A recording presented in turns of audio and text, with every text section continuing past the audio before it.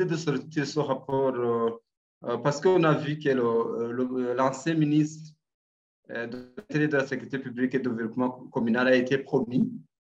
Et il est actuellement Premier ministre et on a vu que durant toute la période qu'il a dirigé son ministère, son grand ministère, le ministère qui devrait promouvoir les droits, qui devrait promouvoir la sécurité, tout. Donc, et qu'on a réalisé que durant toute cette période de 2 ans et mois, on a observé beaucoup de crimes, il n'a rien fait.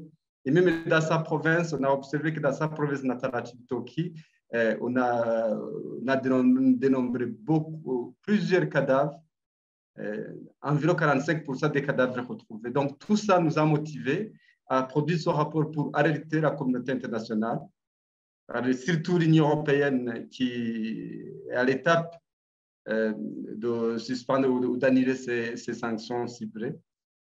Alors, la LITK a décidé de montrer les Burundais, les partenaires du Burundi, qui est cet homme, qui est son ministre, qui est actuellement Premier ministre.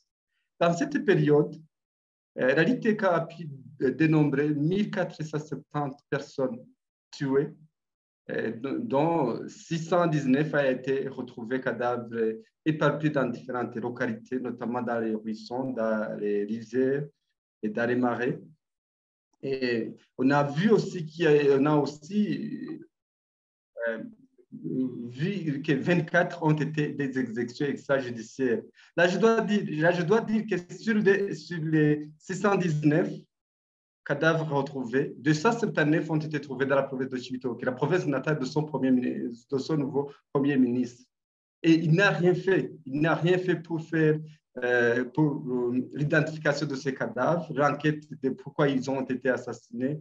C'est pourquoi même dans notre rapport, on a arrêté qu'il ne continue pas à faire sourd d'oreille et donc qu'il fait une action concrète pour éradiquer ce phénomène qui ne cesse pas d'endeuiller la communauté burundaise. Et là, la Ligue TK, on reconnaît que notre rapport n'est pas exhaustif à voir nos observateurs, la situation dans, à voir les observateurs que nous avons au pays, à voir aussi que le terrain est verrouillé, il travaille en cachette. Donc, tout ça, nous pense à dire que notre rapport n'est pas exhaustif.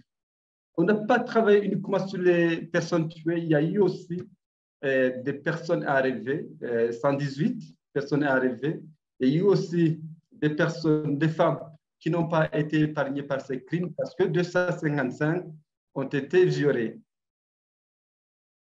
Parmi les auteurs, la Ligue TK a vu qu'il y a une grande partie des personnes ont été tuées par des agents non identifiés. Et là, la Ligue TK doute qu'il y a une main cachée du gouvernement, surtout qu'on a observé que les cadavres retrouvés ont été enterrés sans qu'il y ait une enquête. Donc, il y avait une pratique installée, une pratique qui est là, où les policiers, les immunitaires de l'administration à la base étaient mobilisés pour enterrer ces cadavres retrouvés. On a, et parmi ces personnes tuées aussi, 146 ont été tuées par des agents étatiques, ce qui est rarement aussi. Et 344 ont été assassinés dans ce qu'on appelle faits sécuritaires, des attaques à main armée.